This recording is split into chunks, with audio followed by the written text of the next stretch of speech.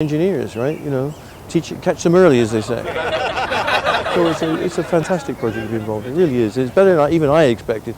I mean, people have been telling me about it for years, but now I've been up close and personal, if you like. It's impressive, really impressive. For the summer, our big deadline in the sand was to get the car on a boat 7 weeks before we needed it in Australia. Usually our team will ocean ship our car because that's the most cost-effective way. This last year I tried to make a big effort to try to find a corporate sponsor that could support our team with air shipping, but I had very little success for months on end until I got some inroads with Virgin Australia and Virgin Atlantic. Air shipping is something we always talked about doing, but it's hard. And Wesley manages all in the background to get this sponsorship. It reinforces the opinion that he's magical. Wesley was amazing at logistics. So solar car, turn left here. Okay, solar car, clear to proceed. Beautiful. Greg was great for technical advice, knowledge, Greg, coffee. and they were just both fun people to be around. Coffee. Greg, coffee. They did a fantastic job.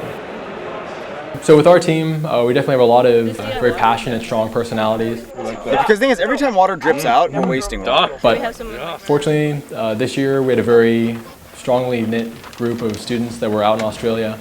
By the time we got to the race, we were really functioning as a well-oiled machine. Yeah, the car is still on. Fortunately for us, Stanford University provides cash support, but we still operate on a pretty tight budget when we're in Australia. We weren't dining out every night, but no, we're not starving. And also, this is partly because the team tries to put most of our money into racing. You can live on PB&J for a while.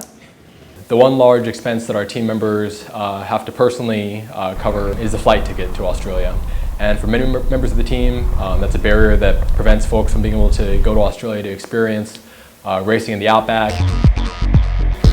In addition to the solar car itself, our team has a convoy vehicles that we use to support the race car. So this year Volkswagen provided us with 4 vehicles to use, and our team picked up those vehicles in Melbourne, Australia. The first vehicle that we have in our convoy we call the Scout car.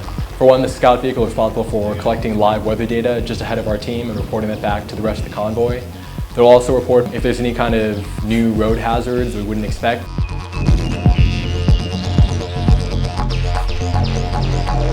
Australia does have a lot of kangaroos, and they're actually primarily nocturnal creatures, so they'll kind of get attracted to this road surface at night when the road is warm and the weather's cooled down a bit. And the problem with this is that there's road trains, these 3 or 4 trailer long semi-truck configurations.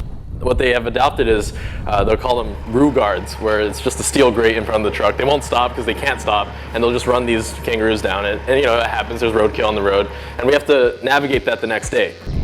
The next vehicle in the convoy is called the lead vehicle, and this vehicle will run maybe 500 yards in front of the solar car itself.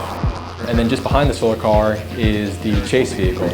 And the chase vehicle is usually kind of the headquarters of our race convoy. And then the final vehicle that we have in our convoy is our trailer vehicle, which we use to carry all of our tents, all of our camping gear, and also some of our race equipment as well.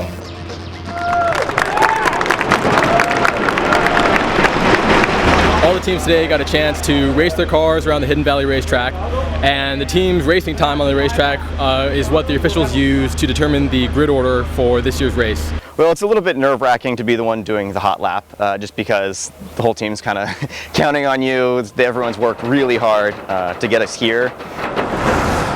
The Stanford team did very well. We came in with a 2-minute, 7-second race time. That was the 3rd fastest in the challenge class. So that means that we'll be placed 3rd car at the start of the grid for this upcoming race. So the day before the race, I felt ready, and I know a number of other people on the team have also felt ready. I've been doing solar car for 4 years, and this is probably my last shot at it.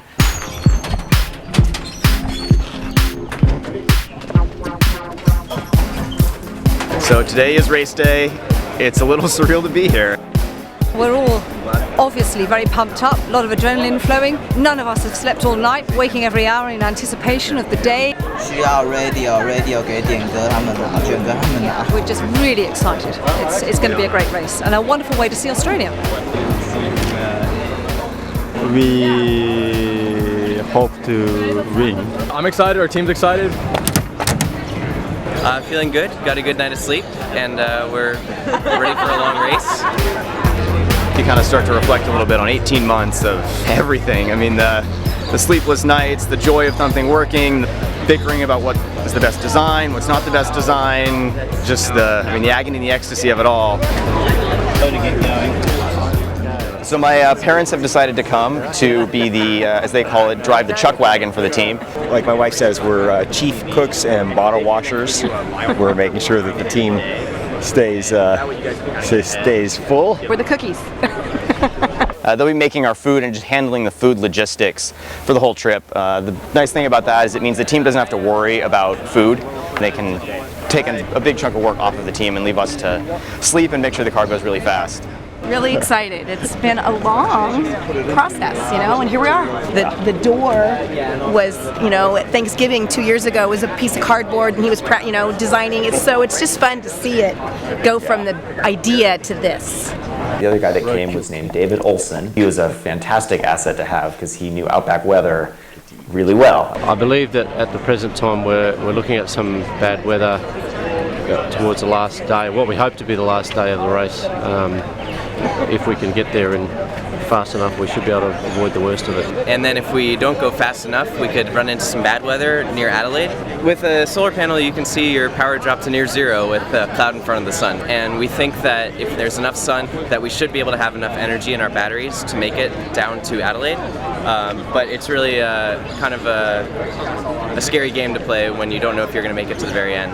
I'll be driving the first shift, which is exciting, but it's probably one of the more complicated shifts just because you're in real city traffic. The nice thing is I've got, the convoy knows what to do, we're rehearsed at this, we've done this, we're ready to go racing. On the first day of the race, the teams are released off the starting line every 30 seconds or every minute or so.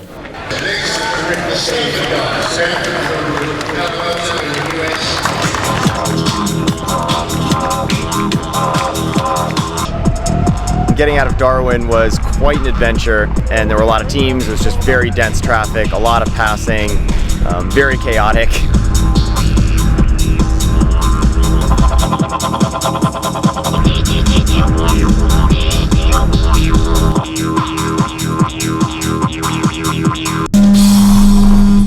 Over the course of the race, there's 9 or 10 control points that teams hit in the biggest cities on the Stewart Highway every few hundred miles. The biggest cities might be a city with a population of 30.